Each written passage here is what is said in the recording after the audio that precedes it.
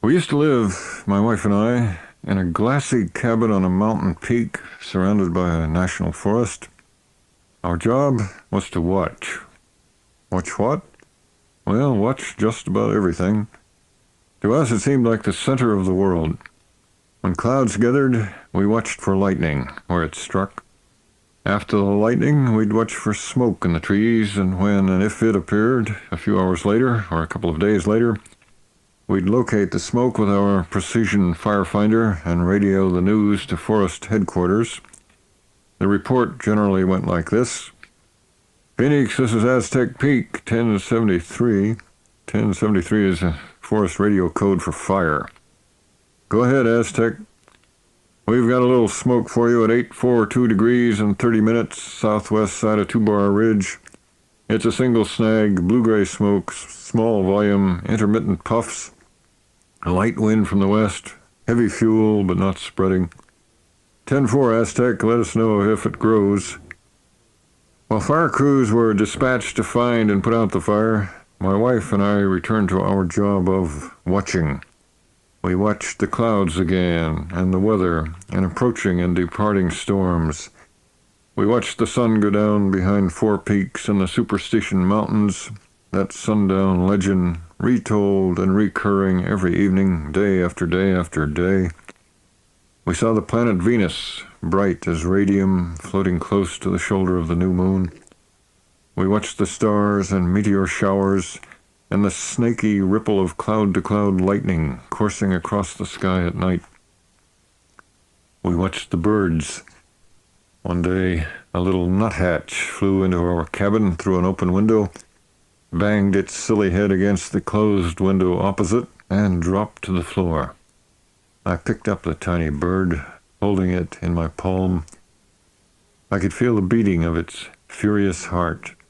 I set it down on the catwalk outside in the sunlight. After a while, the nuthatch came to, shook its head, lofted its wings, and fluttered off. What can you think of a bird that crashes into glass and creeps headfirst down the trunk of a pine?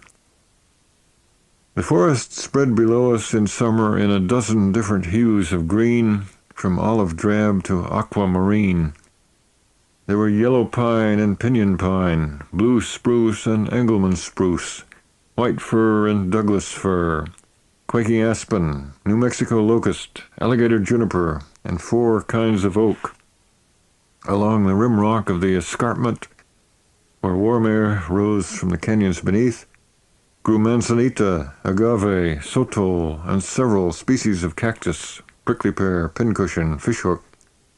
Far down in the canyons, where water flowed, though not always on the surface, we could see sycamore, alder, box elder, cottonwood, walnut, hackberry, wild cherry, and wild grape, and 100 other kinds of tree, shrub, and vine that I would probably never learn to identify by name.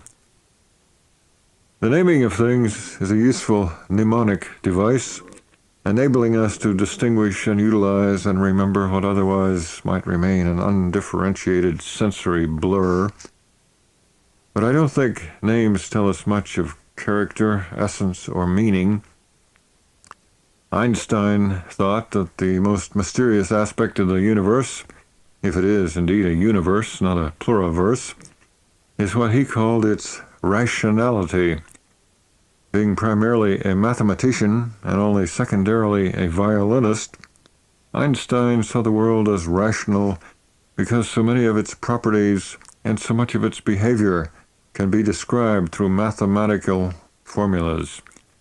The atomic bomb in Hiroshima made a convincing argument for his point of view, as does the ignition of juniper twigs by the agency of friction into heat, smoke, and flame.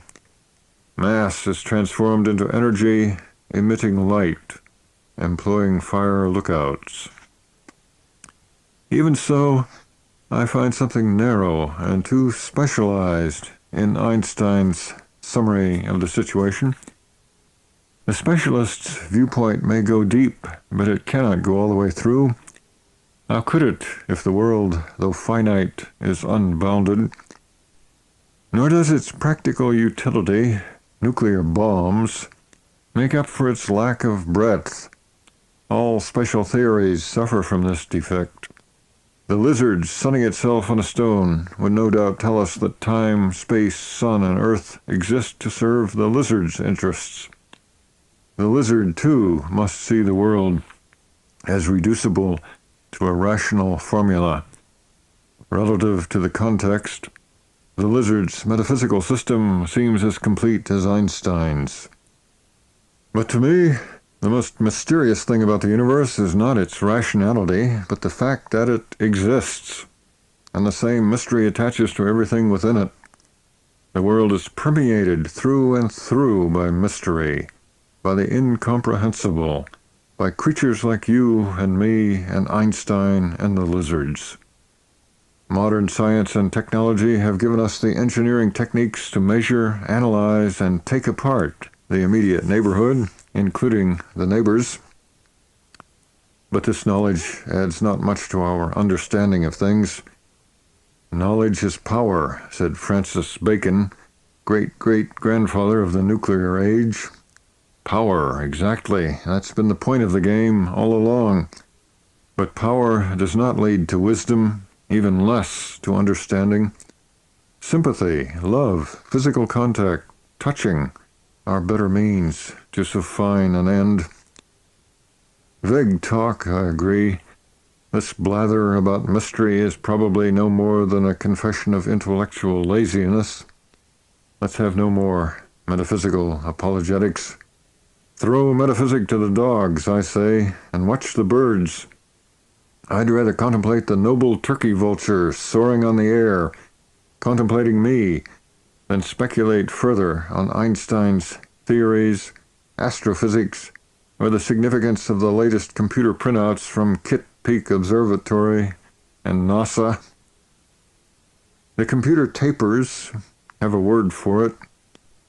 GIGO, garbage in, garbage out. Output equals input. Numbers in, numbers out, nothing more. Nino, a double negation. Anything reduced to numbers and algebra is not very interesting. Useful, of course, for the processing of data, physical relations, human beings, but not interesting. The vultures are interesting. In the morning, they would rise, one by one, from their communal roost a quarter-mile below our lookout, and disperse themselves to the four quarters of the firmament. Each patrols its chosen or allocated territory. Rising so high and sailing so far, it soon becomes invisible to human eyes, even when our human eyes are aided by 7 by 50 binoculars. But although we cannot always see them, the buzzards keep an eye on one another, as well as on the panorama of life and death below. And when one bird descends for an actual or potential lunch, its mates notice and come from miles away to join the feast. This is the principle of evolutionary success, mutual aid. At evening, near sundown, the vultures would return. Friendly, tolerant, gregarious birds, they like to roost each night on the same dead pine below. One by one, they spiraled downward, weaving transparent figures in the air, while others maintained a holding pattern, sinking slowly, gradually, as if reluctant to leave the heights, toward the lime-spattered branches of the snag. They might even have had nests down in there somewhere, although I could never see one, with little buzzard chicks waiting for supper. Try to imagine a baby vulture. Gathered on their favorite dead tree, heads nodding together, the vultures resembled from our vantage point a convocation of bald, politic funeral directors discussing business prospects. Always good, dependable. The mature birds have red, wrinkled, featherless heads. The heads of the young are a bluish color and also naked. The heads are bald because it's neater, safer, more sanitary, given the line of work. If you made your living by thrusting your beak and eyes and neck deep into the rotting entrails, say, of a dead cow, you too would prefer to be bald as a buzzard. Feathers on the head would impede a hasty withdrawal when necessary, and might provide lodging for maggots, beetles, worms, and bacteria, best for the trade to keep sleek and tidy. I respect vultures myself, even like them, I guess, in a way, and fully expect someday to join them, internally at least. One should plan one's reincarnation with care. I like especially the idea of floating among the clouds all day, seldom stirring a feather, meditating on whatever it is that vultures meditate about. It looks like a good life from down here. We had some golden eagles in the area too, but seldom got a look at them. Uncommon and elitist birds, aloof as warlords, they generally hang out as far as possible from human habitat. Who could blame them? Sheepmen and others shoot them on sight, on general principles. Our hero, Ernest Hemingway, could not resist the temptation to bag an eagle now and then, though he hated himself afterward. Not an easy job to be, or to have been, Ernest Hemingway. Eleanor Wiley advised emulation. Avoid the reeking herd, shun the polluted flock, live like that stoic bird, the eagle of the rock. But she spent most of her time in New York City. Can't blame her either. Every bird in its proper place. The red-tailed hawk is a handsome character. I enjoyed watching the local hunter come planing through the pass between our mountaintop and the adjoining peak, there to catch the wind and hover in place for a while, head twitching back and forth as it scans the forest below. When he or she spots something live and edible, down she goes at an angle of 45 degrees, feet first, talons extended, wings uplifted, feathers all aflutter, looking like a Victorian lady in skirts and ruffled pantaloons jumping off a bridge. The hawk disappears into the woods. I watch, binoculars ready. She rises seconds later from the trees with something wriggling, alive, in her right foot. A field mouse. The hawk sails high in the air. The mouse is fighting, bites the hawk on the shank. I can see these details without difficulty. And the startled red-tail drops her prey.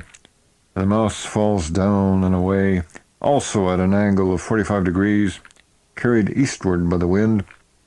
The hawk stoops, swoops, and recaptures the mouse 100 feet above the treetops, carries it to the broken-off top of a pine, perches there, still holding the struggling mouse in her claws, and makes one quick stab of beak to the mouse's head. I see a spurt of red. The mouse is still. The hawk gulps down her lunch raw and whole in one piece, as an owl does. Later, after craw and gizzard have done their work, the hawk will regurgitate a tiny ball of fur and toenails. We watched the storms of late afternoon, sun descending in a welter of brawling purple clouds. Spokes of gold wheel across the sky. Jags and jets of lightning flicker from cloud to cloud and from cloud to earth. Mighty kettle drums thunder in the distance. My wind gauge reads 35 knots. The trees sway, the wind booms through the forest. Watching the vultures gather below, I noticed a disturbance. A small gray-backed falcon was diving among the vultures, harrying the laggards. It was a peregrine falcon, rare but not extinct. Watching through the glasses, I saw one vulture actually flapping its wings to escape the falcon. Unusual exertion for a vulture. The falcon strikes, their bodies collide in what appears to me as a glancing blow. A few vulture feathers float off in the wind. The vulture flaps into the shelter of the trees, swearing quietly, apparently unharmed. Tiring of this sport, the falcon skims upward in a sweeping arc, shooting through the circling vultures, winging higher and higher into the sky, and stops at the apex of its parabola to hover there, still as a star, facing the wind, the lightning, the advancing storm. The falcon hangs in space for second after second, motionless, as if suspended on a thread, its wings, body, and spirit in perfect equilibrium with the streaming torrents of the air. "Give your heart to the hawks," urged Robinson Jeffers. "Okay," I thought, "I'll do that for this one splendid moment," until the falcon shears off on the wind and vanishes in storm and light. Appealing as I find the idea of reincarnation, I must confess that it has a flaw. To wit, there is not a shred of evidence suggesting it might be true. The idea has nothing going for it but desire, the restless aspiration of the human mind. But when was aspiration ever intimidated by fact? Given a choice, I plan to be a long-winged, fan-tailed bird next time around. Which one? Vulture, eagle, hawk, falcon, crane, heron, wood ibis? Well, I believe I was a wood ibis once, back in the good old days of the Pleistocene epoch. And from what I already know of passion, violence, the intensity of the blood, I think I'll pass on eagle, hawk, or falcon this time. For a lifetime or two, or maybe 3, I think I'll settle for the sedate career, serene and soaring, of the humble turkey buzzard. And if any falcon comes around making trouble, I'll spit in his eye, or hers, and contemplate this world we love from a silent and considerable height.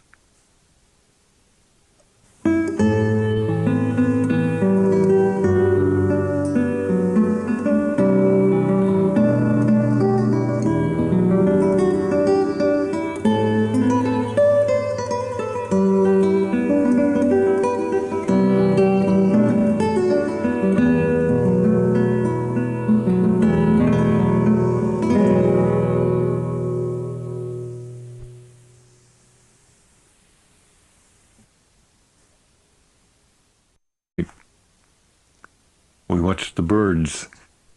One day, a little nuthatch flew into our cabin through an open window, banged its silly head against the closed window opposite, and dropped to the floor.